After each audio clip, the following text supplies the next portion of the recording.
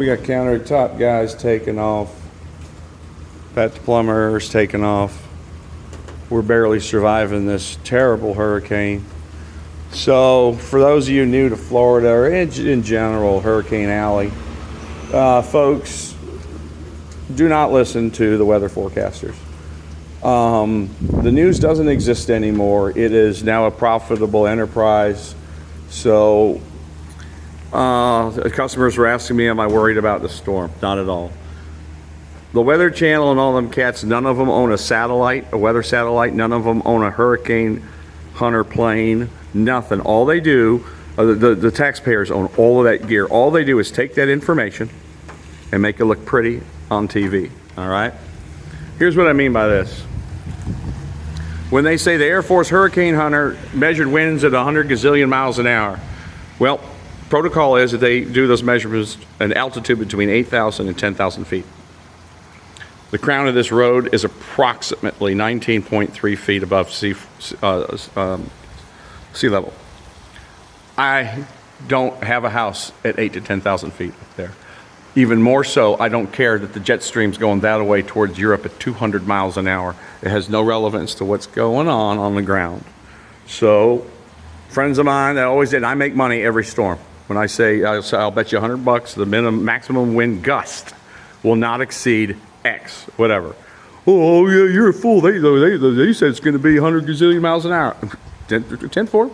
Keep listening to the clowns, because all I have to do is monitor every airport as an official government weather station.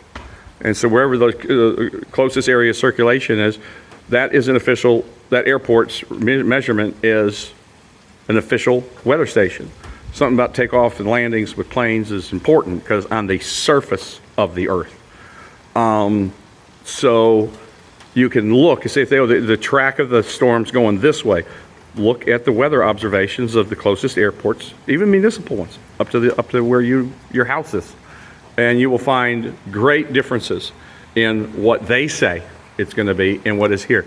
They said we were going to experience maximum winds up to 50, 55 miles an hour.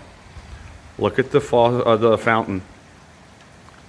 Maybe we have 12 to 15. Maybe 12 to 15. I've been mostly inside of 18 all day, but I don't think we even got 1 to 20 yet. So, fear not. Anyways, good news on 18. Remember yesterday I said that we failed the fire alarm funnel because of power spike or lightning, one or the other. And remember I said I passed on to management? Well, I don't know who they called. Don't care. We passed fire final today, alarm. We passed it.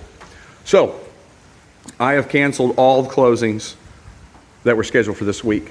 They're all canceled. I have to focus on getting the certificate of occupancy for this building. Everything else has to be pushed back. Now, the customers, we're still going to meet at the regular scheduled times for the pre-close walk, and we're going to use that just as a little more time to get to know each other, see how the punch list is progressing, and maybe there's some questions from last week. Some customers came straight from out of town, some from the airport right to the pre-close meeting, or the pre-close. So it'll be nice for them to just spend another 30, 45 minutes with me just to see how the punch list is progressing, and they should all be being rescheduled soon for next week closing. So tomorrow, going for building final to get CO tomorrow. I have a 60% warm and fuzzy about getting it tomorrow, which is why further I wanted Friday open in case we have to scramble with the fire marshal to get stuff to the compliance that he wishes. And some people ask me, do I get mad at the fire marshal? Absolutely not. He has a job to do. We have all heard things where stories of a disco or something, the fire marshals did or did not do something, and I don't want any of these guys to be in the newspaper. So I'm perfectly, hey Miss Pat, perfectly fine with a very high bar to clear. I'm very fine with that, and I prefer it that way. So I'm pretty pooped today. Had a young superintendent come to help me with Unit 2's got specific problems in there that I can't just sit in there all day. So Matt was here, I don't know how many hours he was here, a good part of the day, scheduling, working with the trades that are coming in to get Unit 2 where we want it to be. And I was walking all the punch lists and making phone calls all day long out of Building 18, all the other units.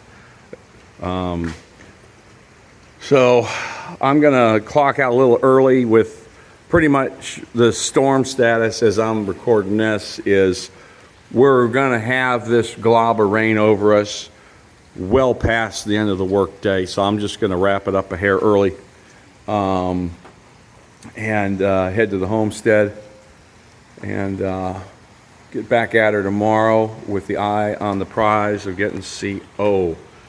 One last thing, for those of you that rarely watch the videos to the end, please, when you hear something on a video, why would you call the salesman the closing department? My customers are the very first to hear news of what's going on the ground. So when I get calls from the salespeople saying, what's this about not getting CO and not, I just say, just watch the video, dude. I'm not even gonna type it. So customers, if you watch the videos, you are the very first to know anything. My management knows way after you what is going on out here. So consider that to keep your phone quiet. I will never lie about what's going on out here. You'll be getting the truth as I see it. And then as good news or bad news comes along, I share it with you immediately. And I hope you guys understand the transparency I'm trying to bring. I do not hide behind a corporate logo.